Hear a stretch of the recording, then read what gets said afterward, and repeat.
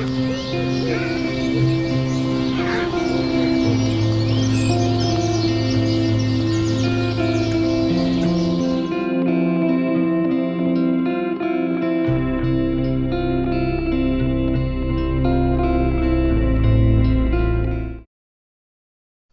भाई श्यामू, तुम आज कोयले की खदान में काम करने बड़ी देर से आ रहे हो।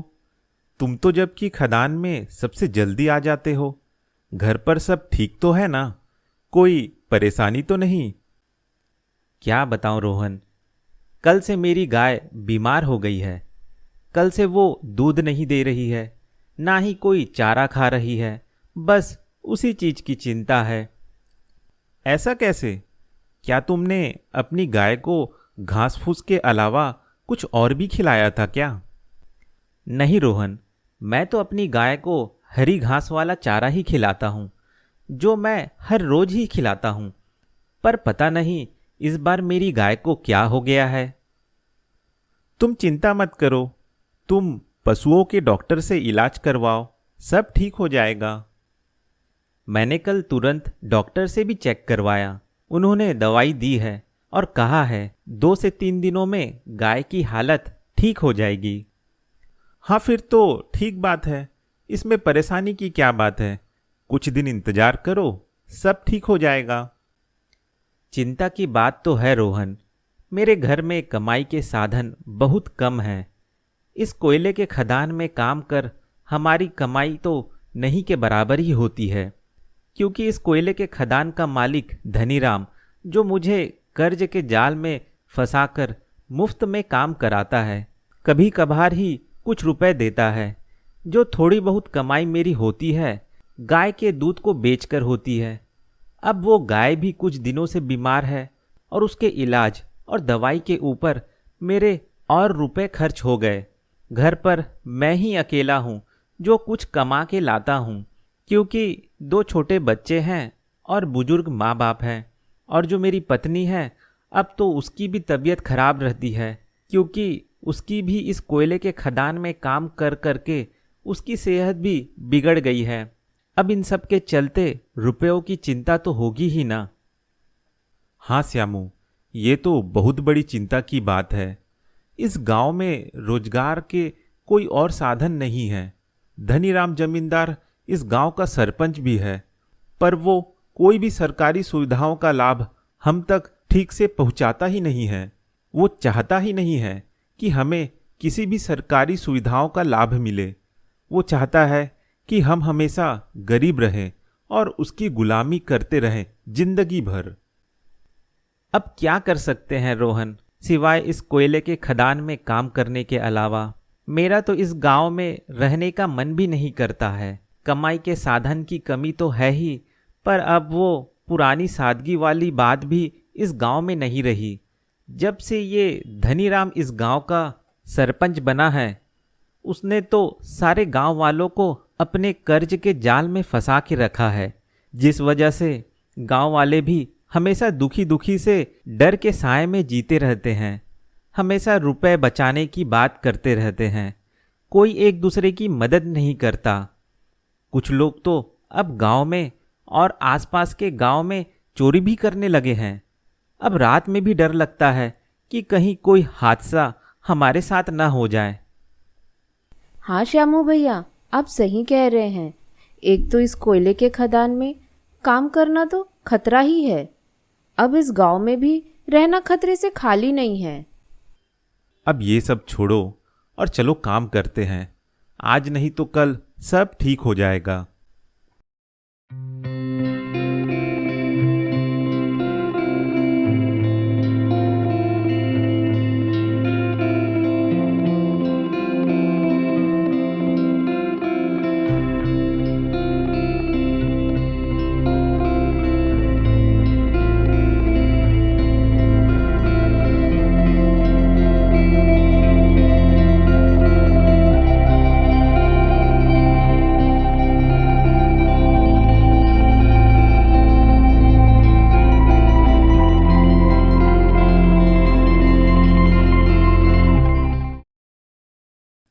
आज तुम दोनों काम से लौटने में बड़ी देर कर दी।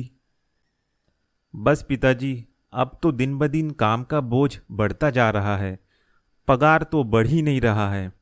काश हमारी जमीन हमारे पास होती, हम उस पर खेती कर कुछ न कुछ अच्छा कमा ही लेते। हाँ पिताजी, गलती मेरी है जो मैंने अपने जमीन को उस दोस्त जमींदार के पास गिरवी रख दिया और उल्टा मेरा कर्ज रुपए ना जमा करने की वजह से और बढ़ता जा रहा है। अगर हमारी जमीन हमारे पास होती तो हम अच्छी कमाई कर लेते। उस धनीराम ने मुझे बहला फुसलाकर जमीन गिरवी वाले पेपर में अंगूठा लगवा लिया और मेरी जमीन हथिया लिया, और यही हरकत वो गांव के सारे लोगों से भी किया है। हमारी भलाई के लिए एक बात मुझे तुम दोनों से कहनी थी। हाँ बोलिए पिताजी।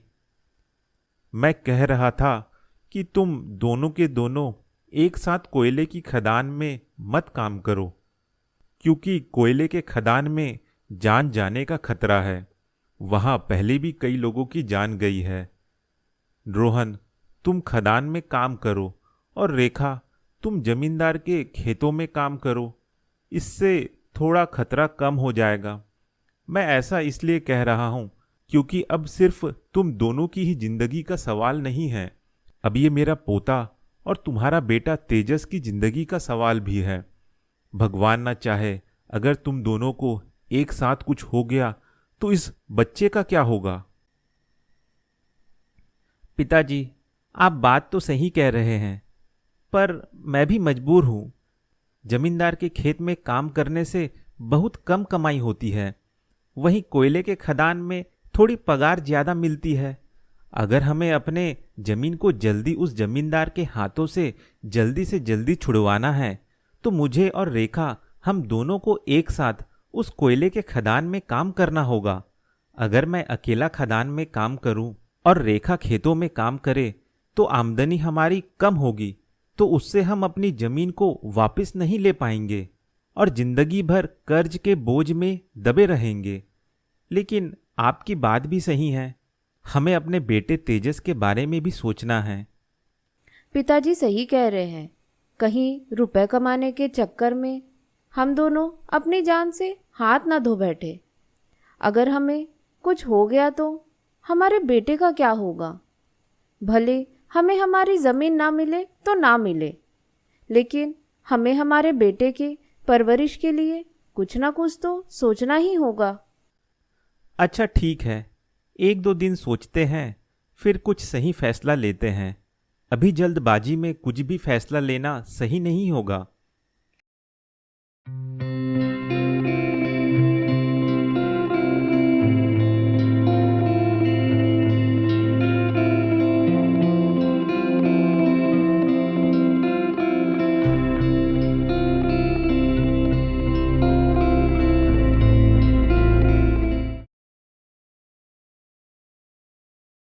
और झल्लू, कैसा चल रहा है खदान में काम? सब ठीक ठाक तो है ना? जी धनीराम जी, सब ठीक है। गांव के सारे मजदूर ठीक से काम कर रहे हैं, कोई अलाली नहीं दिखाता, ना ही कोई आवाज़ उठाता है। बस यही तो मैं चाहता हूँ। मुझे इन गांव वालों से कोई हमदर्दी नहीं है। मैं तो इनसे सिर्फ रुपए कमाना चाहता हूँ। इनका जन्म तो मेरी गुलामी के लिए ही हुआ है। एक बात बताऊं झल्लू? हाँ बताइए धनीराम जी। इंसान को गुलाम कोई दूसरा इंसान नहीं बनाता, बल्कि वो खुद ही गुलामी को चुनकर गुलाम बनता है। अगर इनमें आज़ादी की थोड़ी भी इच्छा होती तो ये मेरा विरोध करते, आवाज़ उठाते, मुझसे लड़ते, ना कि चुपचाप इस गुलामी को स्वीकार कर जिंदगी भर गुलामी करते।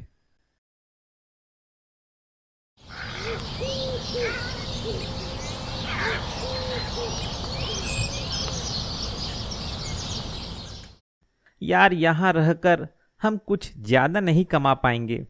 यहाँ सिवाय कोयले खदान और जमींदार की ज़मीन में काम करने के अलावा कोई तीसरा रास्ता है ही नहीं।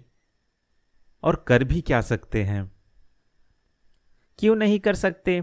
एक तरीका है, और वो है दूसरे शहर में जाकर काम करना।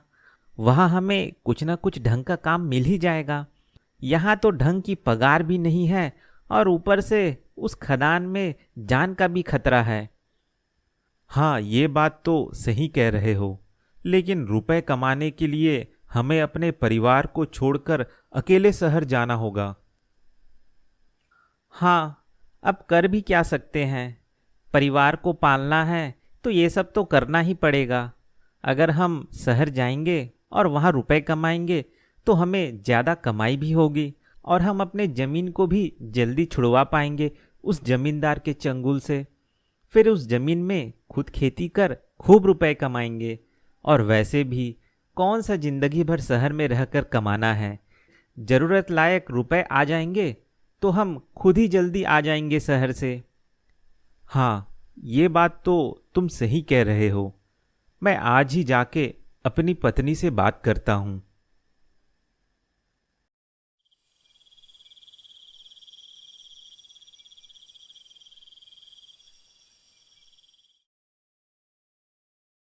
पिताजी, मैं सोच रहा हूँ कि मैं शहर जाकर काम करूँ।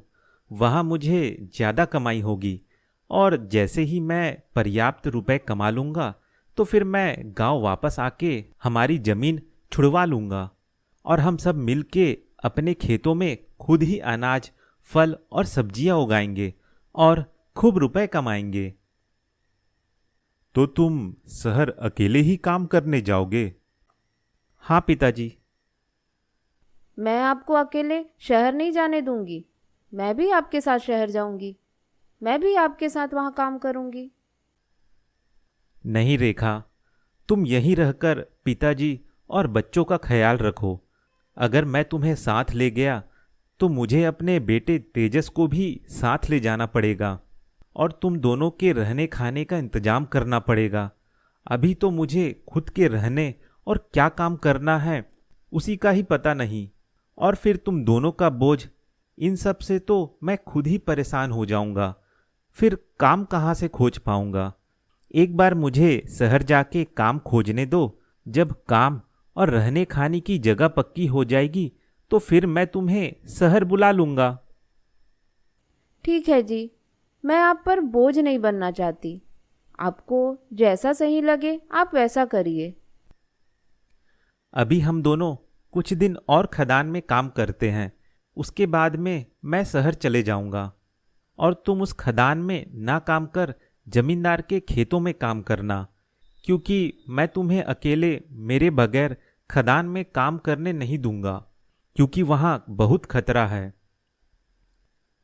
बात तो तुम सही कह रहे हो बेटा। उस अनजान शहर में बच्चे को और पत्नी को उस भीड़ भाड़ वाले शहर में कहाँ ले जाके रहोगे? मैं सोच रहा हूँ कि मैं भी कल से जमींदार के खेतों में काम करूं और कुछ रुपए कमाऊं, ताकि उन रुपयों से हमारी कुछ मदद हो जाए। लेकिन पिताजी, आपकी तो तबीयत खराब रहती है। आपको मैं मेरे रहते कोई काम करने नहीं दूंगा। मैं इतना भी कमजोर नहीं हूँ। थोड़ी बहुत मेहनत मैं कर सकता हूँ। वैसे भी घर पर खाली बैठे बच्चे को ही तो संभालता रहता हूँ। अगर काम में जाऊंगा तो थोड़ी सेहत में भी सुधार होगी और कुछ रुपए भी आएंगे। और रही बात तेजस की, तो उसे संभालने के लिए हमारे पड़ोसी कब काम आएंगे?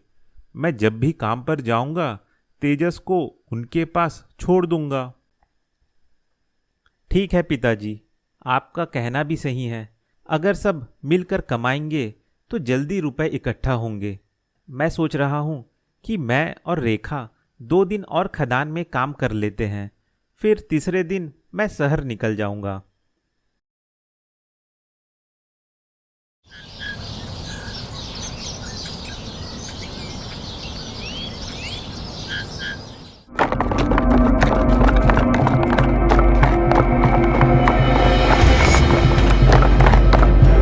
गांव वालों जल्दी आओ, कोयले का खदान धंस गया है। कुछ लोग दब गए हैं।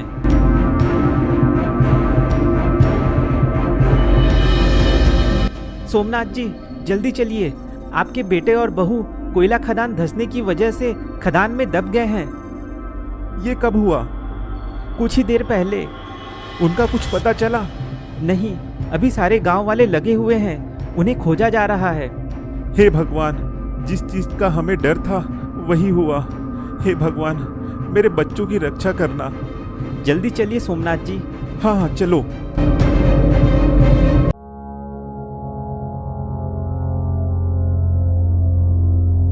ऐसा नहीं हो सकता।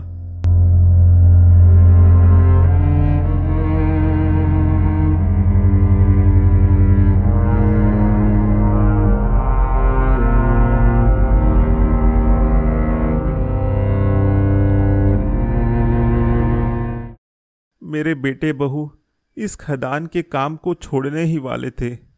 वो तो सिर्फ 2 दिन के लिए ही इस खदान के काम को कर रहे थे। उसके बाद तो मेरा बेटा शहर चला जाता। हमारी किस्मत ही फूटी है।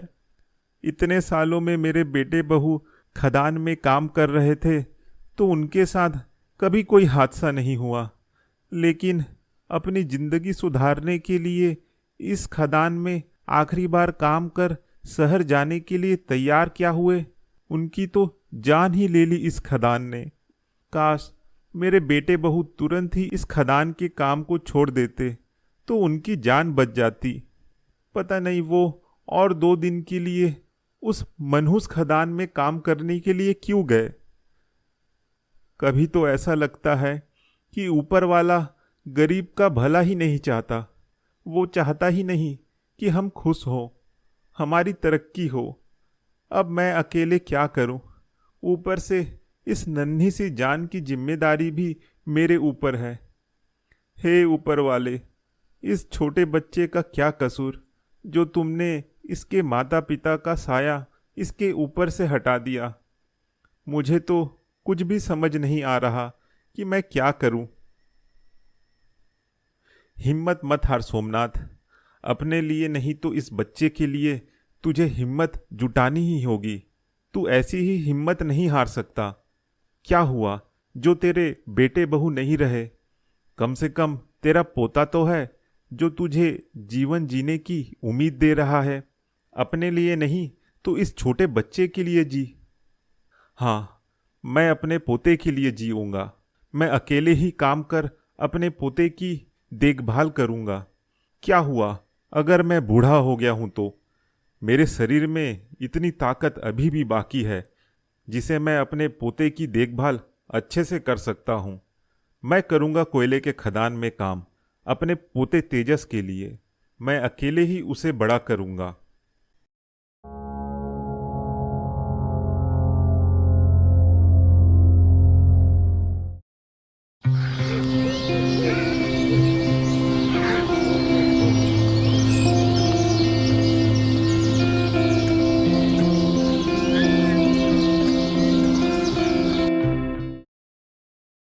तेजस बेटा, कहाँ हो?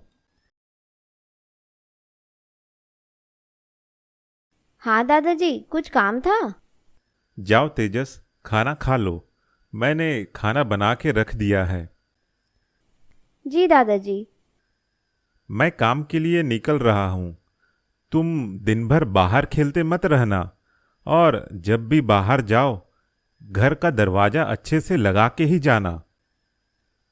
हाँ दादाजी।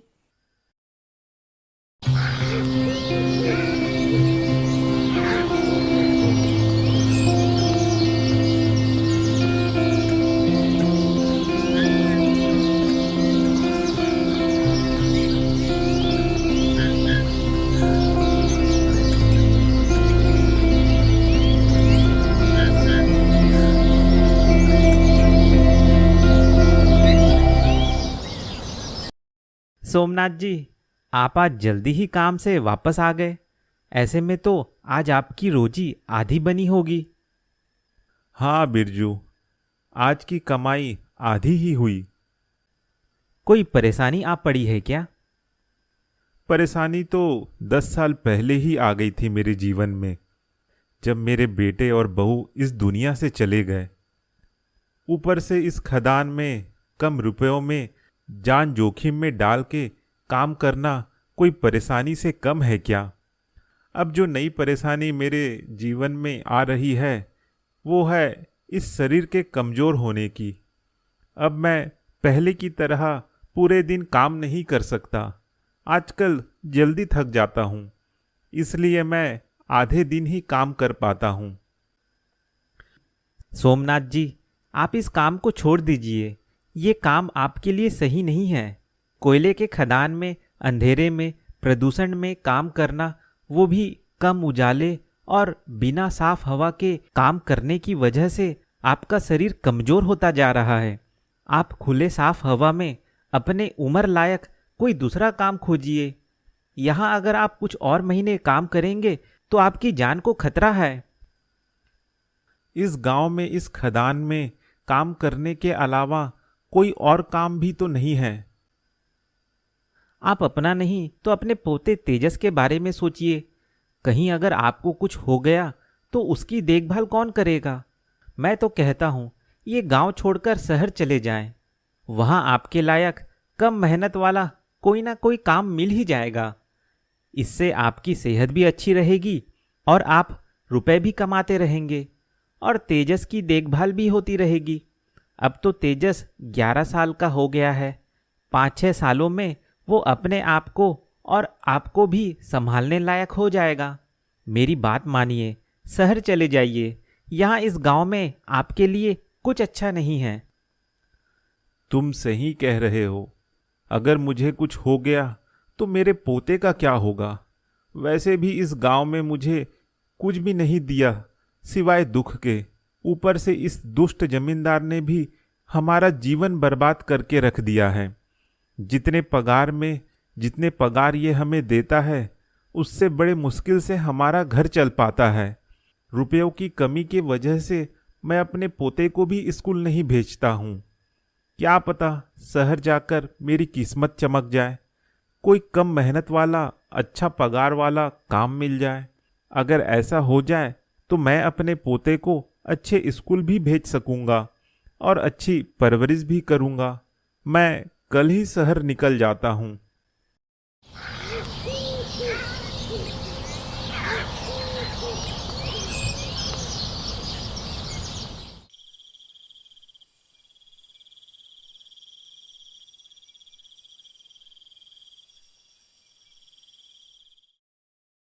बेटा तेजस, कल हम ये गांव छोड़कर शहर जाएंगे, हमेशा के लिए। फिर हम गांव कभी वापस नहीं आएंगे? नहीं बेटा, हम गांव कभी वापस नहीं आएंगे। तो मेरे सारे गांव के दोस्त भी छूट जाएंगे। हाँ बेटा। हम गांव छोड़ के क्यों जा रहे हैं? हम इस गांव में क्यों नहीं रह सकते? मेरा शरीर बूढ़ा हो चला है। मैं अब कोयले की खदान में काम नहीं कर सकता, और अगर मैं काम नहीं कर सकूंगा तो रुपए नहीं आएंगे, और अगर रुपए नहीं आएंगे तो घर कैसे चलेगा। मैं इसलिए अपने इस बूढ़े शरीर के लायक शहर में कोई काम खोजूंगा और वहीं रहकर तुम्हारी परवरिश करूंगा। ठीक है दादाजी, जब तक आपको शहर में नया काम ना मिल जाए, क्या हमारे पास शहर में कुछ दिन गुजारने के लायक रुपए हैं? हाँ, मेरे पास आखिरी बचे हुए कुछ रुपए हैं, जिसे हम वहाँ 1 हफ्ता तो गुजार ही सकते हैं। मैं 1 हफ्ते के अंदर कोई ना कोई काम खोज ही लूँगा। ठीक है दादाजी, कल हम इस गांव को छोड़कर हमेशा के लिए चले जाएंगे।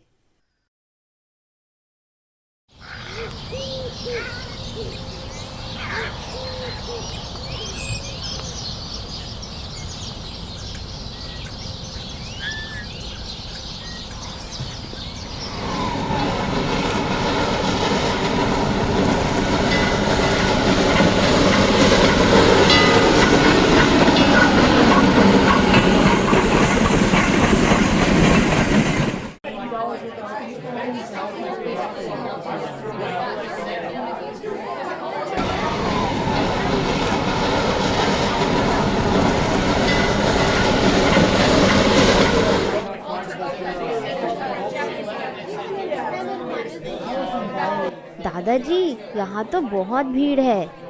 हाँ बेटा, मेरा हाथ मत छोड़ना, बस एक बार स्टेशन से बाहर निकल जाए, फिर भीड़ नहीं रहेगी। दादाजी, थैला कहाँ है? अरे, थैला तो मैंने पकड़ा था, कहाँ चला गया? दादाजी, लगता है थैला चोरी हो गया। तुम यहीं पर रुको तेजस, मैं थैला खोज कर आता हूँ। जी दादाजी।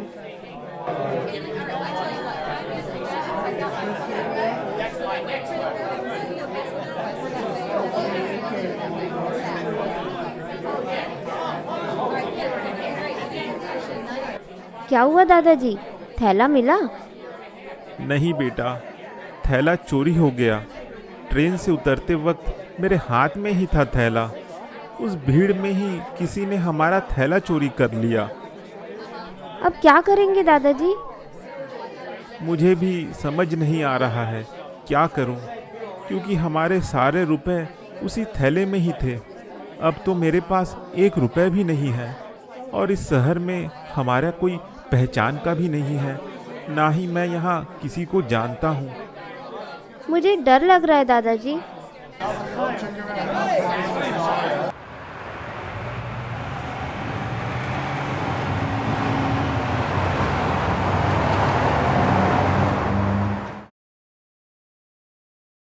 दादाजी, मुझे भूख लग रही है।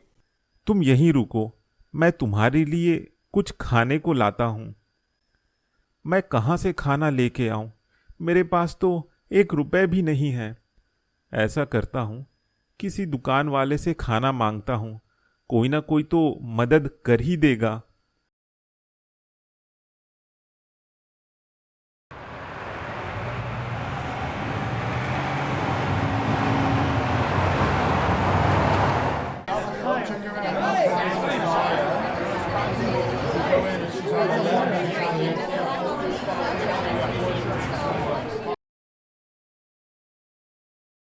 बेटा, 4 समोसे मिलेंगे?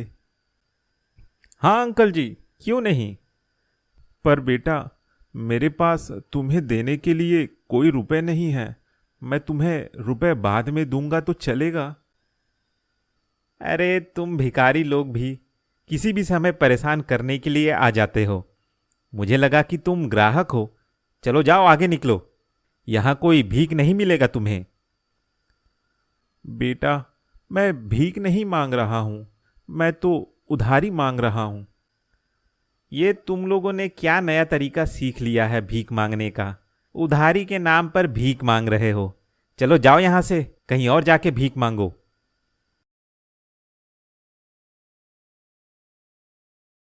अब क्या करूं? उधर मेरा बेटा भी भूखा होगा, उधर मेरा पोता भी भूखा होगा। मैं क्या करूं? लगता है भीख ही मांगना पड़ेगा। किसी अमीर आदमी से भीख मांगता हूं। भीख मांगते हुए शर्म तो आ रही है, पर इसके अलावा मैं कर भी क्या सकता हूं? वो मैडम जो अभी कार से उतरी, उनसे जाकर भीख मांगता हूं, शायद कुछ मिल जाए।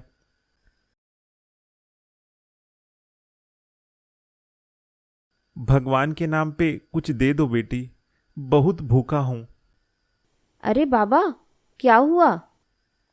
बस बेटी, सवेरे से कुछ नहीं खाया है, कुछ खाने को दे दो। रुको बाबा।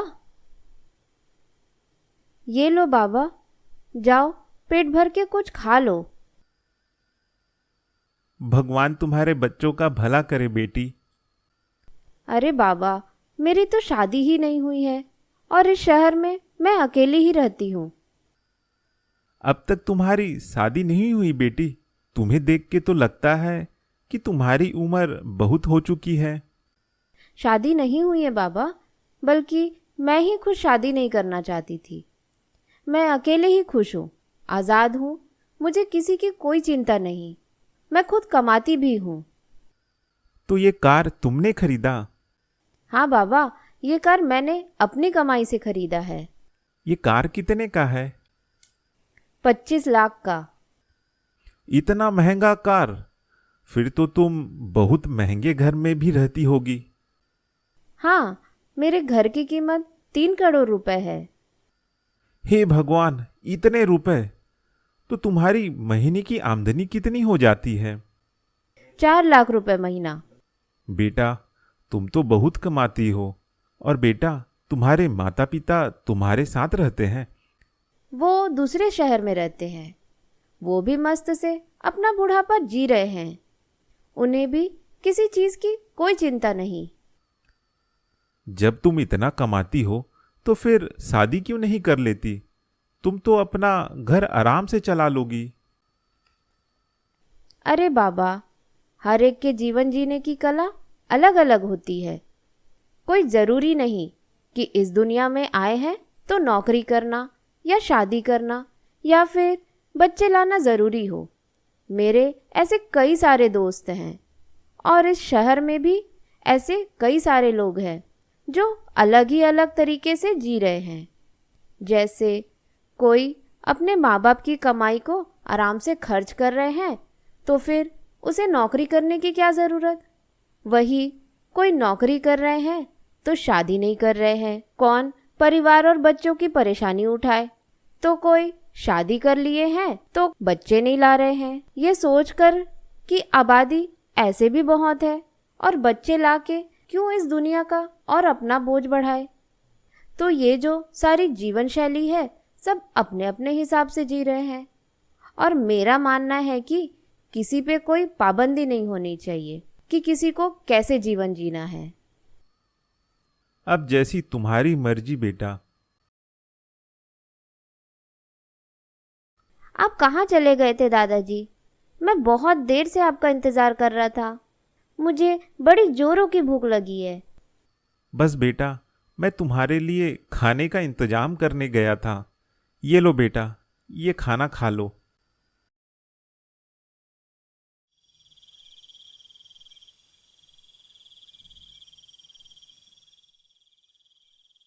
दादाजी, अब रात हो गई है। हम पूरी रात कहाँ सोएंगे? चलो कहीं अच्छी जगह देखकर वहीं आज रात आराम कर लेंगे।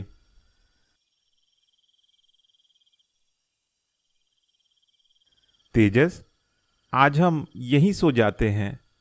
फिर कल से मैं कहीं ना कहीं इस शहर में काम खोज लूंगा और नए रहने और सोने का ठिकाना भी खोज लूंगा।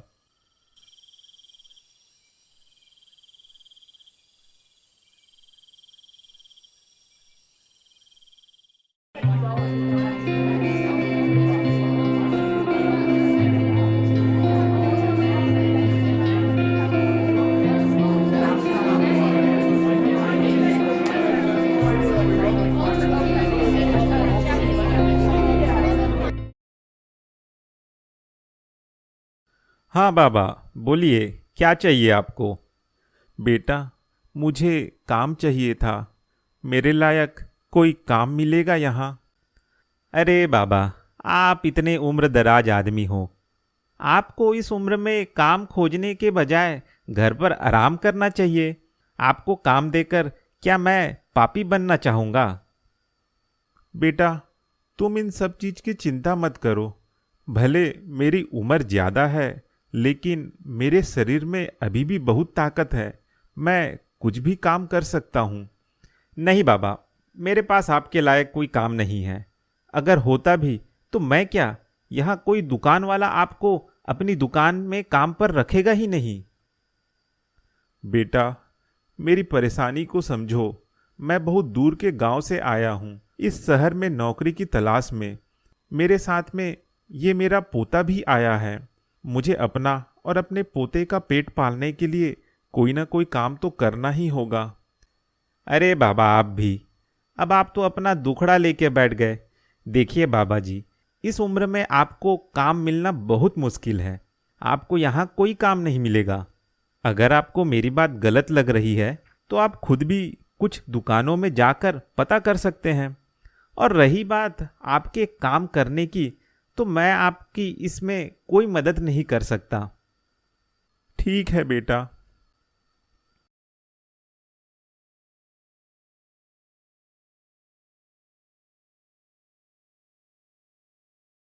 दादाजी, आपने उनसे रुपए क्यों लिए? वो हमें भिखारी समझ के भीख दे रहे हैं। और कर भी क्या सकते हैं बेटा। अब पेट भरना है तो रुपए तो चाहिए ही। और मैं रुपए कमाने के लिए काम करने के लिए भी तैयार हूं, पर मुझे यहाँ कोई काम भी तो नहीं दे रहा। अब आखिरी में यही एक रास्ता बचता है। तो दादाजी, हम लोग शहर में भीख मांग के रहेंगे? अब जब तक कोई काम न मिल जाए तब तक तो पेट के लिए भीख मांग के ही खाना सही है।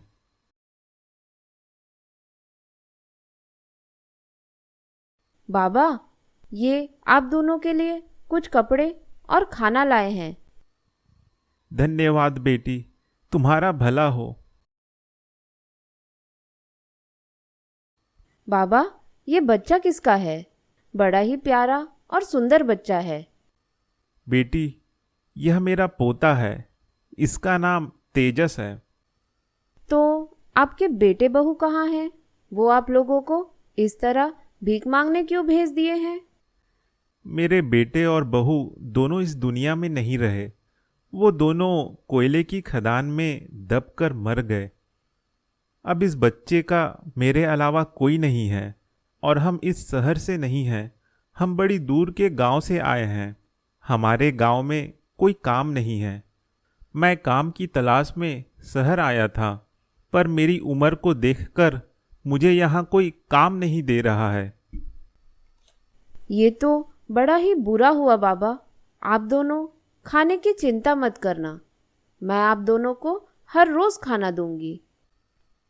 धन्यवाद बेटी।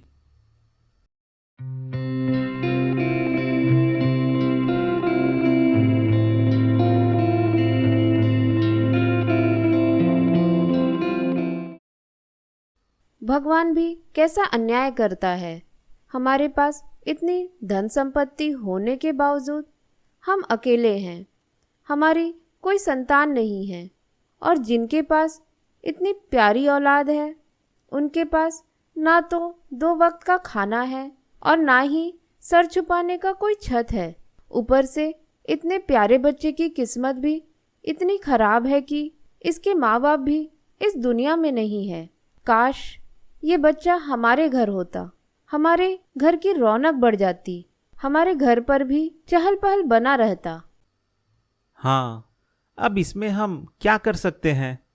सबकी अपनी अपनी किस्मत है।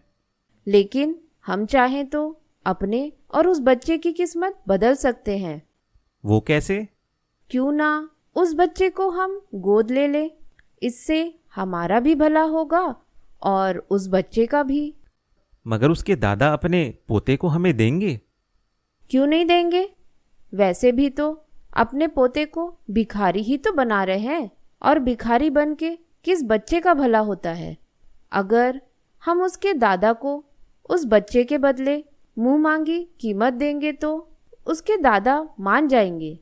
वैसे मुझे पता है कि उसके दादा थोड़े रुपयों में भी मान जाएंगे। वैसे भी हम उनके पोते की किस्मत बदल रहे हैं। हाँ, तुम सही कह रही हो। तो चलो उसके दादा और पोते को घर पर बुलाकर बात करते हैं। हाँ, चलो।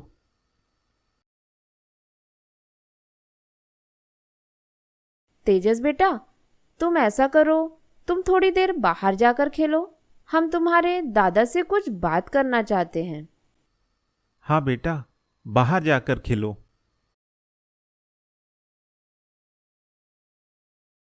हम आपसे तेजस के बारे में कुछ बात करना चाहते हैं। हाँ बताइए। हमारे पास इतनी संपत्ति है, पर हमारी कोई औलाद नहीं है। हम कई सालों से अकेले रह रहे हैं, लेकिन अब हम चाहते हैं कि इस घर में भी बच्चे खेले कूदे। तो मैं चाहती हूँ कि आप अपने पोते तेजस को हमें दे दें। मैं मानती हूँ कि ये आपके लिए बहुत कठिन फैसला है, पर आप ही खुद सोचिए, बिन माँ बाप का ये बच्चा कैसे गरीबी वाले जीवन जी रहा है। आप भी उसे अच्छी परवरिश नहीं दे पा रहे हैं। आखिर भीख ही तो मांग रहा है।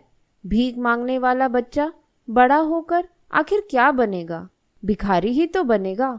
आप क्या अपने बच्चे को भिखारी बनाना चाहते हैं? अगर आप उसे हमें सौंप देते हैं तो हम उसकी परवरिश अच्छे से करेंगे, उसे बड़े स्कूल में पढ़ाएंगे, उसे खूब बड़ा आदमी बनाएंगे, लेकिन आपके पास रहकर उसे क्या मिलेगा? वैसे भी आपकी जिंदगी कितने दिनों की है? आप भी बूढ़े हो चले हैं। भगवान न चाहे अगर आपको कुछ हो गया तो फिर आपके पोते का क्या होगा? अगर ये बच्चा किसी बदमाशों के हाथ लग गया तो पता नहीं वो बदमाश इसके साथ क्या करेंगे। हाँ बाबा, स्वाति सही कह रही है। हम आपको इस बच्चे के बदले 1 लाख रुपए देंगे। आप उन रुपयों को लेके अपने गांव चले जाना और वहां आराम से अपना जीवन गुजारना। लेकिन मैं ये कैसे कर सकता हूँ?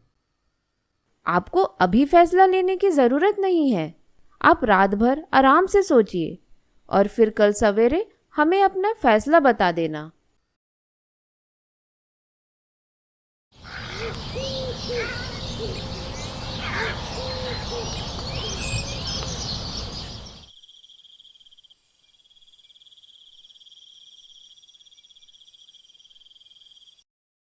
ये अमीर लोग बड़े ही स्वार्थी होते हैं, चाहे वो गांव के अमीर हो या शहर के। ये अमीर लोग सिर्फ अपने बारे में ही सोचते हैं। जब हम गांव में थे तो गांव के उस दुष्ट जमींदार ने हमारे जमीन को हथिया लिया, जबकि उसके पास पहले से ही सैकड़ों एकड़ जमीन है। गांव के लोग कोयले खदान में काम कर कर के मर गए, लेकिन जमीन नहीं छुड़वा पाए और ना ही ढंग से रुपए कमा पाए। मैंने सोचा शहर जाकर कुछ रुपए कमा लूंगा, तो यहां भी लालची लोग बैठे हैं जो एक गरीब बूढ़े आदमी से उसका पोता मांग रहे हैं। इन अमीरों के लालच में मैंने अपने बेटे बहू को तो खो दिया है, लेकिन मैं अपने पोते को नहीं खोऊंगा। मेरे पास तो जो संपत्ति है वो तो बस मेरा पोता ही है और मेरे पास इसके अलावा कुछ है भी नहीं। वो अमीर लोग मुझसे मेरा पोता भी छीनना चाहते हैं। मुझे पता है कि वो मेरा पोता क्यों चाहते हैं। वो इसलिए मेरा पोता चाहते हैं ताकि ये बच्चा बड़ा होकर उनके बुढ़ापे में उनकी सेवा करे। इसमें भी उनका स्वार्थ छुपा है। कुछ भी हो जाए, लेकिन मैं अपने पोते को अपने आप से अलग नहीं होने दूंगा। अब बहुत सिधाई का रास्ता अपना लिया। इस सिधाई के रास्ते में चलकर मुझे आखिर मिला ही क्या? सब चीज तो मैंने खो दिया। अब मैं आगे कुछ भी नहीं खोऊंगा। अब मैं भी गलत रास्ता अपना के खुशी से जीवन जीऊंगा और अपने पोते को भी खुश रखूंगा। मेरे दिमाग में एक तरकीब आ रही है। क्या हुआ दादाजी? क्या सोच रहे हो? बस हमारे अच्छे भविष्य के बारे में सोच रहा हूँ। वो बड़े घर वाले आपसे क्या बात कर रहे थे दादाजी? वो तुम्हें मुझसे मांग रहे थे। मतलब? वो चाह रहे थे कि कुछ रुपयों के बदले मैं उन्हें तुम्हें दे दूं और मैं तुम्हें उनके पास छोड़कर हमेशा के लिए गांव चला जाऊं। नहीं दादाजी, ऐसा मत करना। मैं आपके साथ ही रहूँगा। मैं आपको छोड़कर कहीं नहीं जाऊँगा। तुम चिंता मत करो, मैं तुम्हें छोड़कर कहीं नहीं जाऊंगा, लेकिन मेरे पास एक तरकीब है। क्या तरकीब?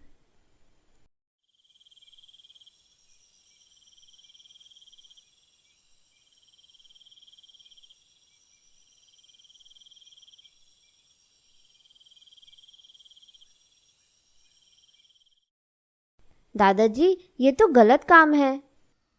कोई गलत काम नहीं है। इस दुनिया में सब मतलबी हैं, सब अपनी परवाह करते हैं। लोगों को दूसरों की परेशानी से कोई लेना देना नहीं है। अब तुम ही बताओ, मेरे पास तुम्हारे अलावा कौन ही है इस दुनिया में? कोई भी तो नहीं है। फिर भी कुछ अमीर लोग मुझ जैसे गरीब बूढ़े आदमी का फायदा उठाना चाहते हैं। तुम्हें मुझसे छीनना चाहते हैं।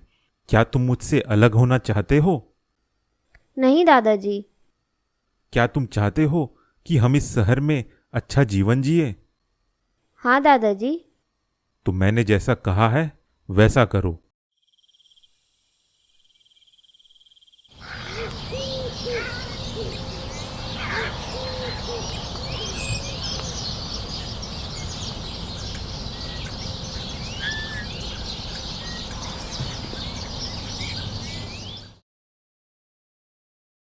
तो बाबा, आपने क्या फैसला लिया? मैं अपने पोते के भविष्य के खातिर मैं उसे अपने आप से अलग करता हूँ और अपने पोते तेजस को आप लोगों को सौंपता हूँ। ये आपने बहुत अच्छा फैसला लिया। ये लीजिए 1 लाख रुपए, और इन रुपयों को अपने साथ रख के अपने गांव चले जाइए। आप लोग मेरे बेटे का ध्यान अच्छे से रखना। आप उसकी चिंता मत करिए, हम उसका ख्याल अपने बेटे की तरह रखेंगे। बेटा, अब से तुम यहीं रहोगे इन लोगों के साथ। अब से यही तुम्हारे माता पिता हैं। क्यों रहूँगा इनके साथ? मैं तो आपके साथ ही रहूँगा। मुझे नहीं रहना इन लोगों के साथ। नहीं बेटा, जिद मत करो। ये तुम्हारी परवरिश अच्छे से करेंगे, तुम्हारा अच्छे से ख्याल रखेंगे, तुम्हें स्कूल भेजेंगे, तुम्हें नए नए खिलौने लाके देंगे और जो भी चीज़ तुम मांगोगे वो लाके देंगे। नहीं दादाजी, मुझे कुछ नहीं चाहिए। मुझे सिर्फ आप चाहिए। मैं आपके साथ ही रहूँगा। नहीं बेटा, जिद मत करो, दादाजी को जाने दो। बाबा, आप जाइए। दादाजी, मुझे छोड़कर मत जाइए। मैं आपके साथ ही जाऊँगा। मुझे इनके पास मत छोड़िए दादाजी।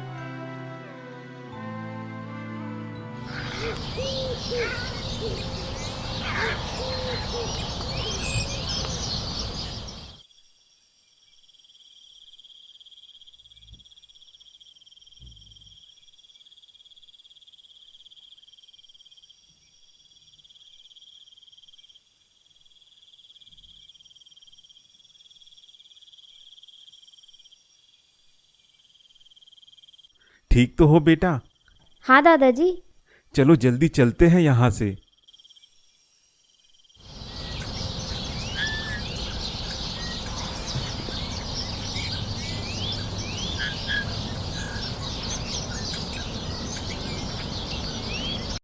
तेजस, हाँ दादाजी। कल तो तुम बड़ा अच्छा नाटक किए। हाँ दादाजी। तुमने तो बिल्कुल उन लोगों को पता लगने ही नहीं दिया कि तुम रोने का नाटक कर रहे हो। कुछ समय के लिए तो मैं भी दुखी हो गया था कि कहीं मेरा बेटा सच में तो नहीं रो रहा। बस दादाजी, आपने जैसा बोला मैंने कर दिया। अच्छा, तो तुम कल बोरे में क्या क्या लेके आए? मुझे जितने कीमती सामान दिखे मैं उठा लिया। अच्छा किया। तो दादाजी, हम इन सामानों का क्या करेंगे? इस सामान को चोर बाजार में जाके बेचेंगे। मैंने एक जगह देखा है जहां चोरी के सामान बिकते हैं। हम वहीं इन सामानों को बेचेंगे। लेकिन दादाजी, मुझे चोरी करना अच्छा नहीं लगा। अब तुम इन कामों को चोरी मत कहो। हमने कोई चोरी नहीं की है। अरे, ये इतने अमीर लोग हैं, अकेले अकेले ही इतनी सारी संपत्ति बना के रखे हैं, उसके बाद भी दुखी हैं। इनके जेब से कुछ रुपए चुरा लोगे तो इनको कोई फर्क नहीं पड़ेगा। वैसे भी ये सारे इतने बड़े बड़े घरों में अकेले ही तो रहते हैं, ना अपने माँ बाप को साथ रखते हैं, ना ही इनके कोई बच्चे हैं। पता नहीं ये कौन सा आधुनिक जीवन जी रहे हैं। अगर हर अमीर आदमी अपनी कुछ संपत्ति को कुछ गरीबों के नाम कर दे तो हमारे देश में तो कोई गरीब ही नहीं रहेगा। और तुम इन चीजों को लेके दुखी मत हो। बहुत जी लिए सिधाई का जीवन और देख लिए कि सिधाई से जीने में क्या फायदा है, क्या तकलीफ है। अब हम ऐसी ही चोरी करेंगे और खूब मजे से अपना जीवन गुजारेंगे। अब चलो चोर बाजार में इन सामानों को बेच कर आते हैं।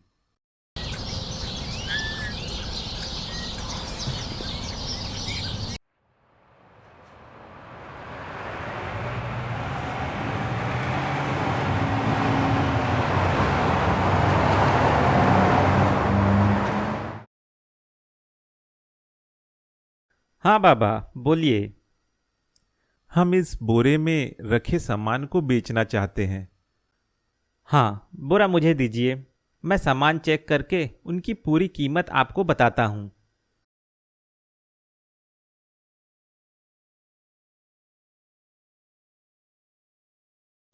जी, इन पूरे सामानों के बदले मैं आपको 1 लाख रुपए दूंगा।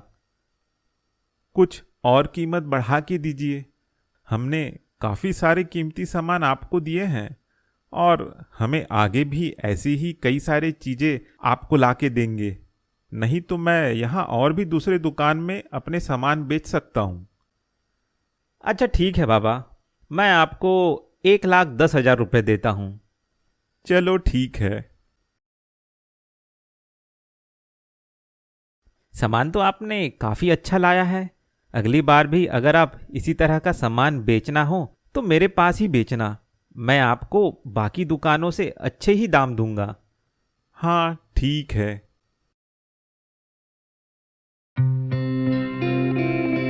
दादाजी, कमाई तो खूब हो रही है। देखा तुमने, थोड़ा सा क्या हमने अपने जीने का तरीका बदला, हमारी तो किस्मत ही बदल रही है।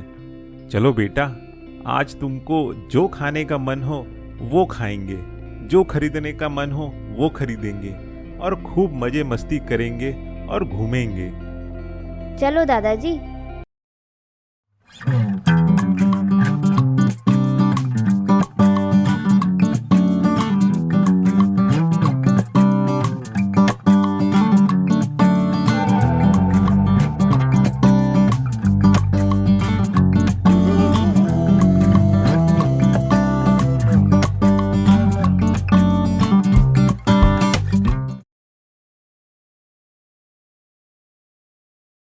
तेजस, रुपए तो सारे खत्म हो गए। तो अब क्या करेंगे दादाजी? वही जो पहले किया, रुपए कमाने के लिए। हम ऐसे ही लोगों को खोजेंगे जो अमीर हैं और घर में अकेले रहते हैं और उनकी कोई संतान नहीं है। वैसे लोगों के घर के बाहर जाकर भीख मांगेंगे। फिर कोई ना कोई तुम्हें अपनाना चाहेगा। हम उसे तुम्हें कुछ रुपयों में सौंप देंगे और फिर जब तुम वहाँ रहोगे तो तुम रात होते ही उनके घरों की कीमती सामान चुरा लेना और फिर उन सामानों को हम चोर बाजार में बेच देंगे और खूब रुपए कमाएंगे। हाँ दादाजी। तेजस, तैयार रहना। सामने घर वाली औरत आ रही है। लगता है तुम उसे पसंद आ गए हो। हाँ दादाजी, मैं तैयार हूँ। बाबा, मैं आप दोनों के लिए कुछ कपड़े और खाने की चीज लाई हूँ। तुम्हारे बच्चे खूब तरक्की करे बेटा। अरे बाबा जी, मेरी तो शादी नहीं हुई है। मैं तो अकेले ही इस बड़े से घर में रहती हूँ। तुम अकेले रह लेती हो? हाँ बाबा, बस आदत पड़ गई है। भगवान भी कैसी कैसी किस्मत लिख के देता है। एक तरफ भगवान ने आपको इतना धन संपत्ति दिया मगर खाने वाला नहीं दिया, और वही दूसरी तरफ ये मेरा पोता, बचपन में ही इसके माँ पिताजी स्वर्ग सिधार गए और मैं अकेले इसका बूढ़ा गरीब दादा इसका ख्याल रख रहा हूँ। पता नहीं मेरे मरने के बाद इसका क्या होगा। कितना सुंदर प्यारा बच्चा है। इस बच्चे के साथ में ऐसा नहीं होना चाहिए था। क्यों ना इस बच्चे की देखभाल मैं करूं। वैसे भी मैं अकेली रहती हूँ। ये बच्चा अगर साथ रहेगा तो मेरे भी जीवन में कुछ उमंग आ जाएगी और इस बच्चे का भी भला हो जाएगा, और साथ ही साथ इसके दादाजी को भी अपने साथ रख लेती हूँ। वैसे इतने सारे धन संपत्ति का मैं अकेले क्या करूँगी। इन पर खर्च करूँगी तो थोड़ी बहुत खुशी मुझे भी मिल जाएगी और इनकी भी मदद हो जाएगी। बाबा, आप मेरे घर आ सकते हैं? मुझे आपसे कुछ बात करनी है। हाँ, क्यों नहीं।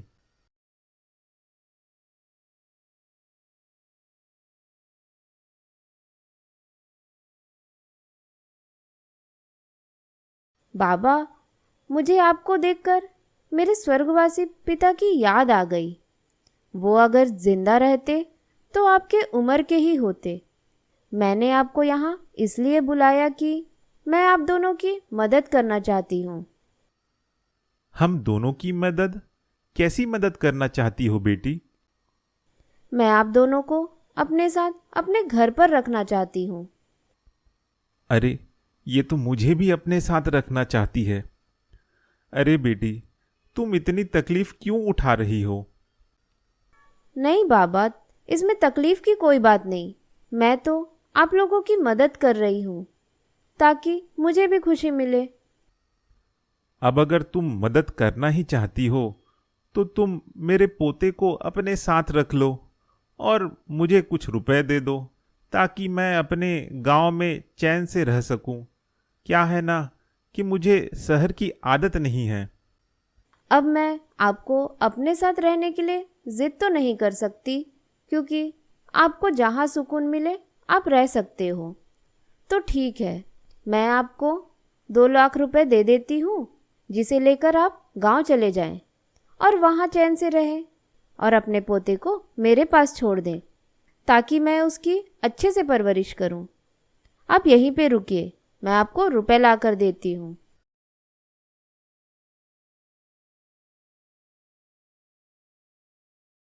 अच्छा तो बेटा, मैं चलता हूँ। मेरे पोते तेजस का अच्छे से ख्याल रखना। जी बाबा। बेटा, अब से तुम यहीं रहना। ये आंटी अब तुम्हारा ख्याल रखेगी। मैं अब गांव जा रहा हूँ और अब मैं वहीं रहूँगा। नहीं दादाजी, मुझे छोड़कर मत जाइए। दादाजी।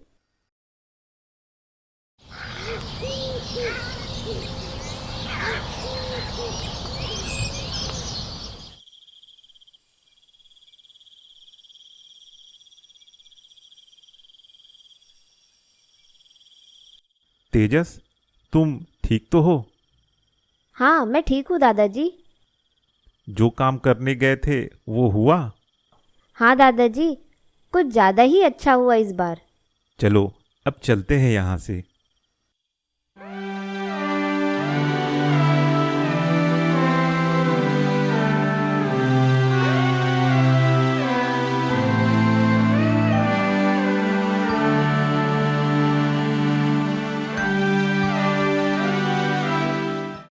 पता नहीं, आज मुझे कल रात की बात याद आ रही है।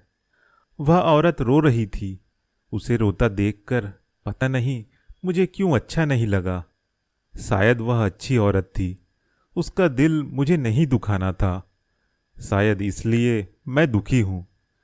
कहीं मैं कोई गलत काम तो नहीं कर रहा? गलत तो है, लेकिन अगर मैं यह सब ना करूं तो मेरा तो जीना मुश्किल हो जाएगा। मैं अगर ऐसा नहीं करूंगा तो लोग मेरे पोते को भी मुझसे छीन लेंगे। लेकिन अब कहीं मैं स्वार्थी तो नहीं हो गया हूं? कहीं मैं सिर्फ अपने बारे में तो नहीं सोच रहा हूं? नहीं नहीं, मैं स्वार्थी नहीं हूं। यह दुनिया ऐसी ही चलती है। अगर मैं ऐसा नहीं करूंगा तो मैं तो जीते जी मर जाऊंगा। क्या हुआ दादाजी, क्या सोच रहे हो? कुछ नहीं बेटा, बस ऐसी ही। कल रात की कुछ बात याद आ रही थी। तुम्हें यहाँ सब अच्छा तो लगता है ना? तुम्हें मेरे साथ मजा तो आता है ना?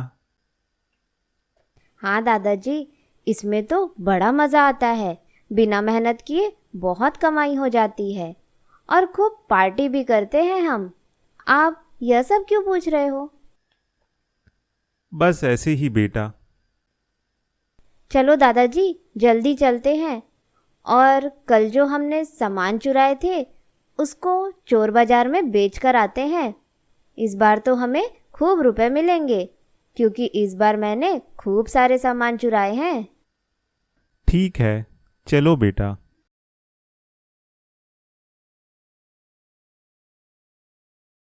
आइए बाबा, आज तो लग रहा है कि बहुत सामान लेकर आए हैं आप।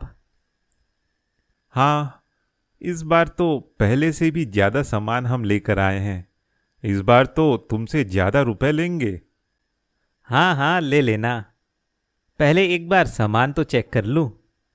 यह लो सामान।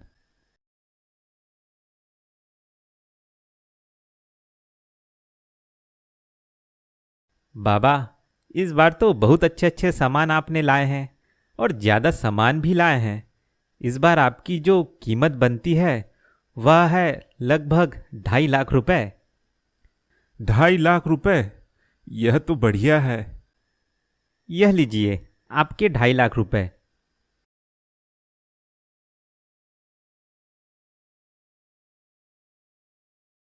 एक बात पूछूं मैं आपसे? हाँ बोलो। यह जो छोटा बच्चा है आपके साथ, यह आपका क्या लगता है? यह मेरा पोता है। इसका नाम तेजस है। आपसे मैं कुछ कहना चाहता हूँ। इतना तो मुझे पता चल गया है कि आप जो सामान आप ला रहे हो वह चोरी के सामान है। मैं बस आपसे यह पूछना चाहता हूँ कि इस चोरी को आप अकेले ही कर रहे हैं कि आप अपने पोते को साथ ले रहे हैं? अरे मैं सामान कैसे भी लाऊं? तुम मेरे से यह सब क्यों पूछ रहे हो?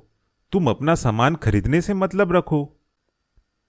सुनिए बाबा, मैं भी चोरी का सामान ही खरीदता हूँ और मुझे यह पता है कि यह जो काम है यह गलत है, लेकिन मैं भी क्या करूँ? मैं भी अपने बच्चों का पेट पालने के लिए यह सब काम करता हूँ। लेकिन एक चीज़ का मैं हमेशा ध्यान रखता हूँ कि मेरे इस गलत काम में मैं अपने बच्चों को साथ ना लूँ। मैं भले ही कुछ भी करूँ, चाहे चोरी करूँ, डकैती करूँ, लेकिन मैं अपने बच्चों का भविष्य खराब नहीं करूँगा। भले मेरी कमाई इस गलत काम से होती है, लेकिन उन पैसों से मैं अपने बच्चों को अच्छी परवरिश दे रहा हूँ। मेरे बच्चे स्कूल जाते हैं, अच्छा पढ़ते हैं, ताकि वह आगे चलकर अपने पैरों पर खड़े हों और एक सम्मान भरा जीवन जिए। और मैं आपको देख रहा हूँ कि आपकी बातों से मुझे पता चल रहा है कि आप इस चोरी में अपने पोते को भी शामिल कर रहे हैं। बाबा, मेरी बात मानिए, यह गलत है। आपको चोरी करना है, आप करिए। आपको दूसरों को धोखा देना है, आप दीजिए, लेकिन अपने बच्चे को इस गलत काम में शामिल मत करिए। यह पाप है। एक बार मेरे बच्चे भी अगर अच्छी नौकरी में लग जाए तो मैं भी यह गलत काम छोड़ दूंगा, लेकिन अपने इस गलत काम में मैं कभी भी अपने बच्चों को नहीं ढकेलूंगा। अभी तो आपके पोते को सब अच्छा लग रहा है और आपको भी कोई फर्क नहीं पड़ रहा है, लेकिन जैसे जैसे यह बच्चा बड़ा होगा यह खुद ब खुद समझ जाएगा कि आपने अपने स्वार्थ के लिए, अपनी खुशी के लिए इस बच्चे का इस्तेमाल किया है। ऐसा मत करिए बाबा, वरना आगे चलकर यह आपका पोता ही सबसे बड़ा दुश्मन होगा आपका। तुम ज्यादा बकवास मत करो, मुझे मेरा काम करने दो। तुमको सामान मिल रहा है ना? अगर तुमको लग रहा है कि मैं तुम्हें घटिया सामान दे रहा हूं तो तुम मत खरीदो। मैं बाजू वाले दुकान में जाकर अपने सामान को बेच आऊंगा, लेकिन मुझे यह फालतू की बकवास बातें मुझे मत सुनाओ। तुम क्या जानो गरीबी क्या होती है? मैंने कैसे गरीबी में अपना जीवन बिताया है और अपने पोते को कैसे पाला है मेहनत करके। जब तक मैं मेहनत कर रहा था तब तक किसी ने साथ नहीं दिया। आज मैं थोड़ा रुपए क्या कमाने लग गया तो मुझे सब ज्ञान की बातें सुनाने लग गए हैं। मेरा पोता है, मैं जो करना चाहूं उस पर मेरा हक है। तुम कौन होते हो बोलने वाले? तुम अपना दुकान संभालो और अपना काम करो। आप तो बुरा मान गए बाबा। अब जैसी आपकी मर्जी। बाकी मुझे जो सही लगा मैंने कह दिया।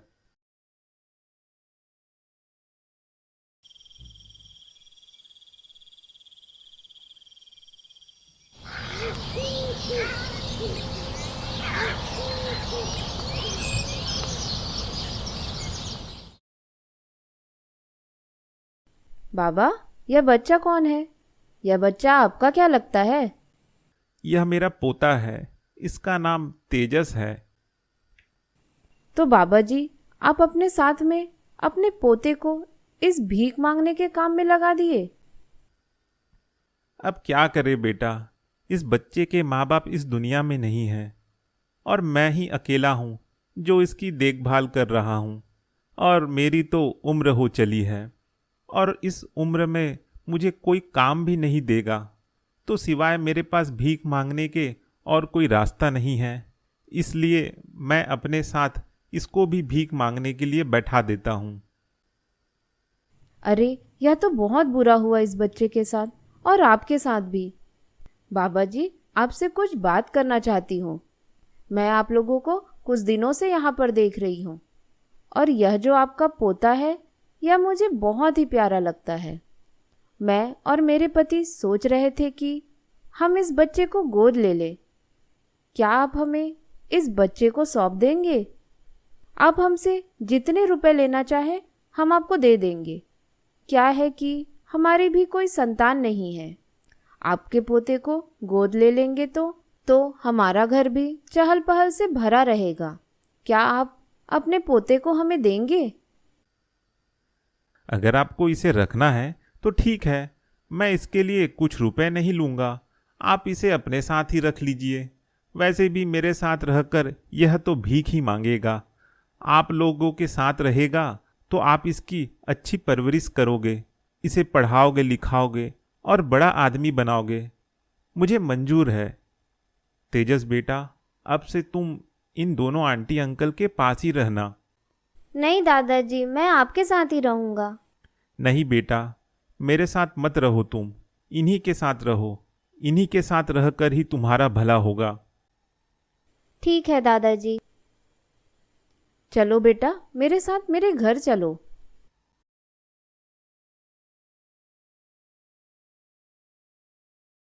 आपने अच्छा किया।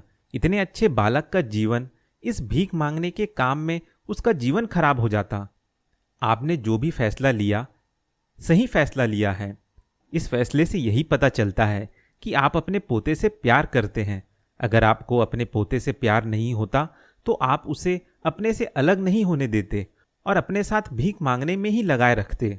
आप सच में उसका भला चाहते हैं, इसलिए आपने हमें उसे आसानी से सौंप दिया।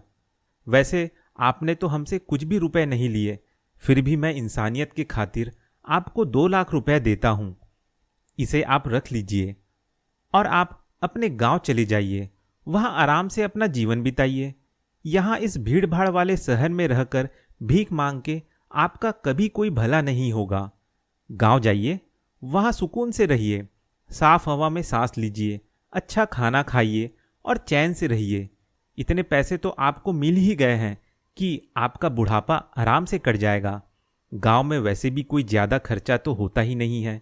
फिर भी अगर आपको लगे कि आपको और रुपयों की ज़रूरत है तो आप यहीं इसी जगह पर आकर हमसे रुपए मांग लीजिएगा। हाँ ठीक है, वैसे आप इतने रुपए दे रहे हैं वही मेरे लिए बहुत है।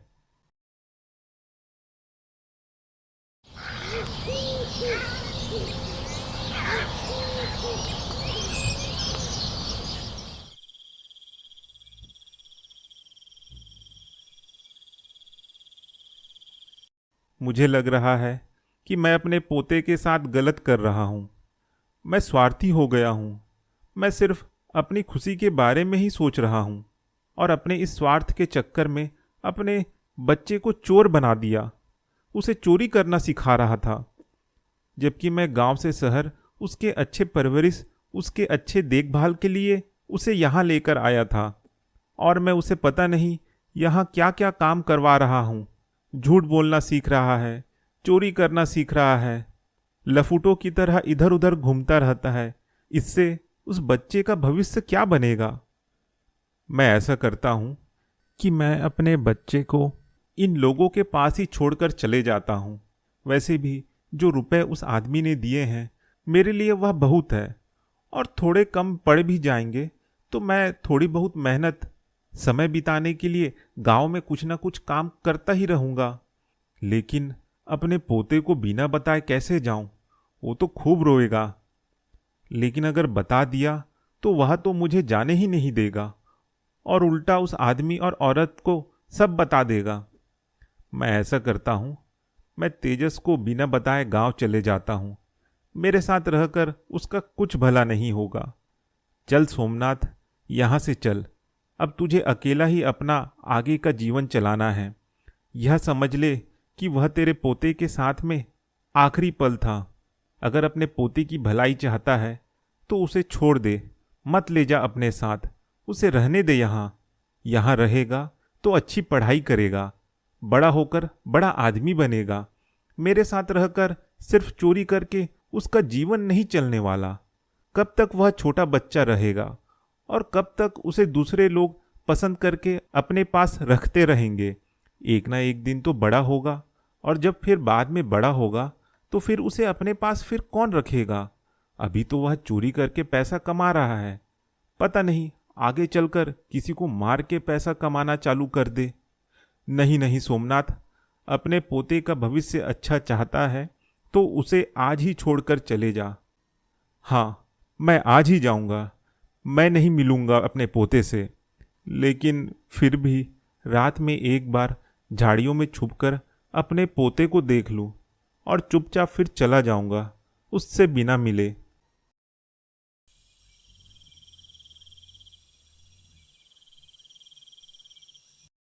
दादाजी, कहाँ हो दादाजी?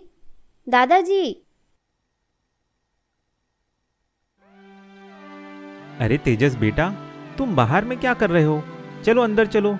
और यह बोरे में क्या पकड़ा है तुमने? इसमें कुछ सामान रखा है? क्या रखा है, दिखाओ मुझे। अरे बेटा, इसमें हमारे घर के जो लैपटॉप है और फोन है, उसको तुमने इसमें क्यों रखा है? क्या इस सामान को तुम हमसे चुरा कर कहीं ले जा रहे थे क्या? दादाजी, कहाँ हो आप? कुछ नहीं होता बेटा, हो जाती है गलती। तुमने गरीबी देखा है तो अचानक से इतने सारे अच्छे अच्छे सामानों को देखकर तुम्हें भी लालच हो गया होगा, इसलिए शायद तुम इन्हें बोरे में रखकर बाहर निकल गए थे भागने के लिए। मुझे आप लोगों की कोई बात नहीं सुननी। आप लोगों को यह सामान रखना है तो रखो, मैं अपने दादाजी को खोजने जा रहा हूँ। बेटा, तुम्हारे दादाजी गांव चले गए हैं, वह तुम्हें हमारे पास छोड़ गए हैं। नहीं, वह ऐसा नहीं कर सकते, वह मुझे लेने जरूर आएंगे। नहीं बेटा, वह नहीं आएंगे, चलो अंदर हमारे साथ। नहीं, मैं दादाजी का इंतजार करूंगा, मैं कहीं नहीं जाऊंगा। ठीक है, इंतजार कर लेना, लेकिन अंदर बैठकर इंतजार करो। रात में इस सुनसान सड़क पर अकेले बाहर निकलकर अपने दादाजी का इंतजार मत करो। काश आखिरी बार तुमसे मिल लेता, तुम भी मुझे एक बार मिल लेते तो अच्छा होता। लेकिन ठीक है, मैं कम से कम दूर से ही तुमको देख तो लिया। अब मैं जाता हूँ तेजस बेटा, तुम्हारा भला हो।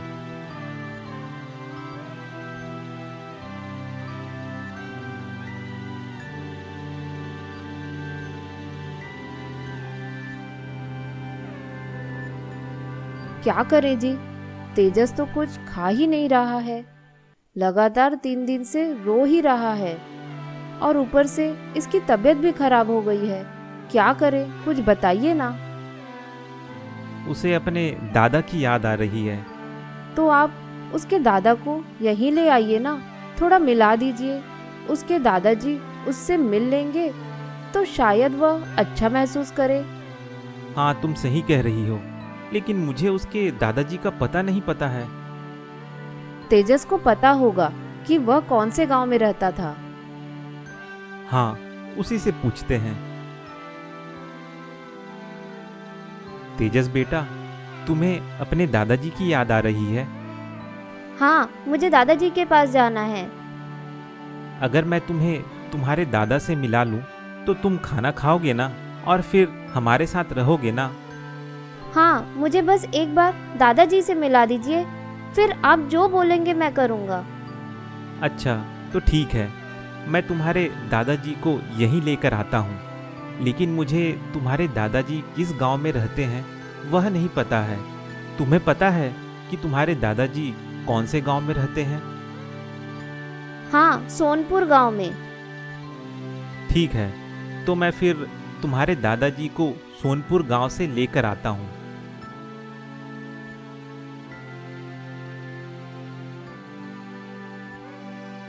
अरे, आप यहाँ कैसे?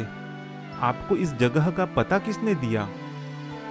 यहाँ का पता मुझे तेजस ने दिया। कोई परेशानी हो गई है क्या? जी हाँ, तेजस 3 दिन से खाना नहीं खा रहा है और बीमार भी पड़ा हुआ है। वह आपसे मिलने की जिद कर रहा है। मैं चाहता हूँ। दादाजी, अब मुझे छोड़कर कहाँ चले गए थे? मैं उस रात आपका इंतजार कर रहा था। अब मुझे छोड़कर गांव क्यों चले गए? बेटा, तुम मेरे साथ मत रहो। मैं तुम्हारे भलाई के लिए यह कर रहा हूँ। यह लोग ही अब तुम्हारे माँ पिताजी हैं। अब यही तुम्हारी देखभाल करेंगे। देखो बेटा, अगर तुम यहाँ रहोगे तो तुम अच्छा पढ़ोगे और बड़े होकर बड़े आदमी बनोगे। जब तुम रुपए कमाने लगोगे तो तुम फिर आ जाना मेरे पास। लेकिन अगर तुम मेरे साथ रहोगे तो जीवन में कुछ नहीं कर पाओगे। वैसे भी मैं बूढ़ा हो चला हूँ, मेरे उम्र का कोई ठिकाना नहीं। और यह तुम बार बार मुझसे मिलने की जिद मत करो। अगर तुम्हें मुझसे मिलना है तो तुम बड़े आदमी बनो, फिर मैं तुमसे मिलूंगा, वरना तुम मुझसे कभी नहीं मिलना। और यह भूखे रहने की जिद मत करो, बार बार रोने की भी हरकत मत करो। यह जगह तुम्हारे लिए बहुत अच्छी जगह है। यहाँ तुम्हारा भविष्य अच्छे से बनेगा। दादाजी, मुझे छोड़कर मत जाओ। नहीं बेटा, तुम्हारे अच्छे भविष्य के लिए मुझे तुम्हें छोड़ना ही होगा। एक बार तुम बड़े आदमी बन जाओ, फिर तुम मुझसे मिलने आना।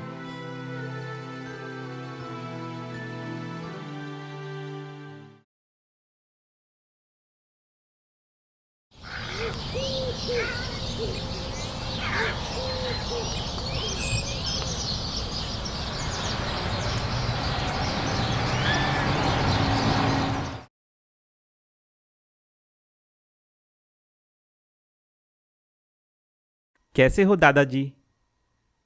कौन कौन हो तुम?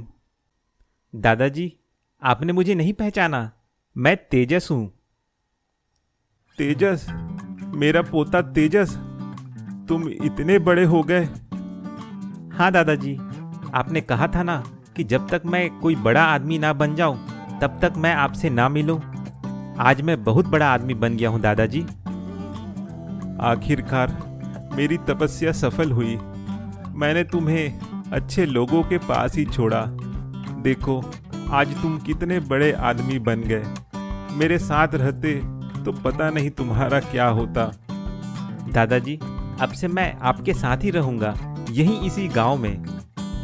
इतना बड़ा आदमी होने के बाद तू इस गांव में रहकर क्या करेगा? यहाँ तेरा कोई भविष्य नहीं है। शहर में रह, यहाँ मत रह।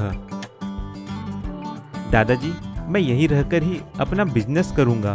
यही पास में मैंने 10 एकड़ जमीन खरीदी है, जहाँ पर मैं फैक्ट्री लगा रहा हूँ। उन फैक्ट्री में मैं यहीं के गांव वालों को नौकरी दूंगा और उस फैक्ट्री को संभालने का काम भी इसी गांव में रहकर करूंगा। और मैं आपके साथ ही रहूंगा, यहाँ इसी गांव में। सच में बेटा, यह तो बहुत अच्छी बात है। कम से कम मैं आखिरी दिनों में तेरे साथ रहूंगा। और जो तू यहाँ फैक्ट्री लगाकर इन गांव वालों की मदद करेगा, वह तो और भी अच्छी बात है। इन गांव वालों को रोजगार मिलेगा। जब इन्हें रोजगार मिलेगा तो इनका और भी भला होगा। बाबा, आपका पोता तो पढ़ लिख कर हम सभी गांव वालों का भला कर रहा है। देखा गांव वालों, एक अकेले इस गांव के लड़के ने पढ़कर पूरे गांव वालों को रोजगार देने का फैसला किया है। इससे पता चलता है कि पढ़ाई हमारे जीवन में कितना जरूरी है। हम सभी अब अपने बच्चों को स्कूल भेजेंगे ताकि वे भी इस मजदूरी के चंगुल से बाहर निकले और पढ़ लिख कर खुद भी रोजगार पाएं और दूसरों को भी रोजगार दें।